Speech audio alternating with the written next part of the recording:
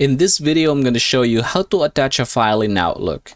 Now, in order for us to get this done, I'm going to begin by saying that we are using the newest Outlook right now, but the steps is most likely going to be the same. Now, we're going to begin the tutorial by creating a new mail, and then we're going to make this bigger for us to see it better.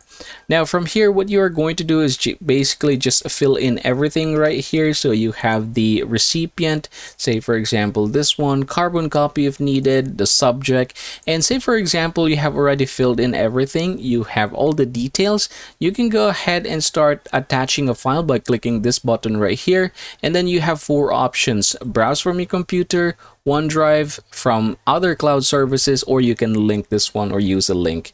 Now, say for example, I'm going to browse from my computer. I'm going to click the first option, head over to that file's location. We have this one right here, and then tap the open button. After doing so, you should be able to see it here being uploaded. Now, if you're ready, you can go ahead and click the send button. And that is how it's done, everybody. Thank you for watching. I hope this video helps you out.